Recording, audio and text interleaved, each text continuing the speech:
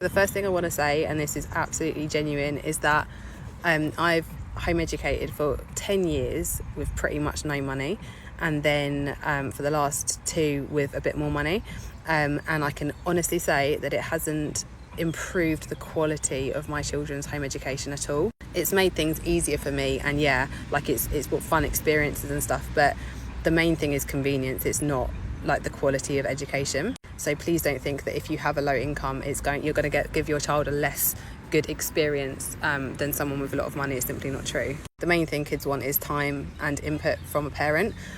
So sitting with them for half an hour and even just watching them play Minecraft or having a chat about their day is so much more valuable than you buying them something to entertain them, or even experiences sometimes. You know, they genuinely want to connect with their parent. Something to bear in mind is that you don't need to replicate school in any way, so don't worry that you don't have the same classroom resources. You don't need them. You also don't need a particular curriculum.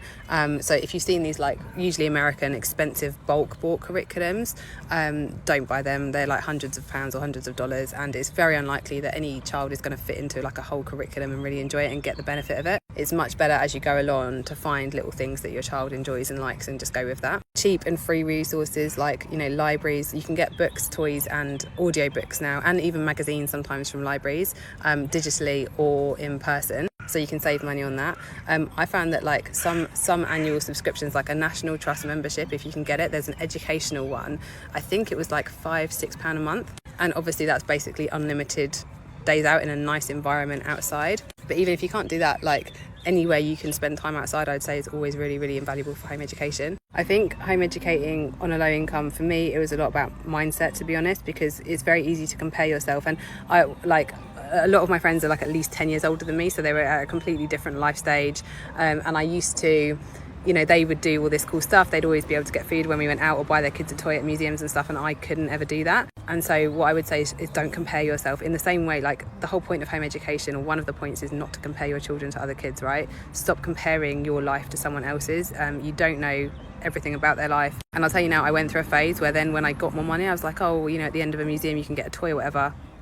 It doesn't do anything for their happiness. It really doesn't, and I've stopped doing it now. The other thing I'd say, again, is a little bit of a mindset and confidence thing, and I am bringing out a course on this because I think it could be helpful to home educating parents, is start being brazen and asking for stuff. There was a guy on Facebook selling wild honey in our area, and I didn't want to buy any because it was expensive, but I messaged him and was like, hey, have you got bees? Can we come and see them and like learn about them? So I'd say being a little bit brazen is also really helpful when you haven't got any money.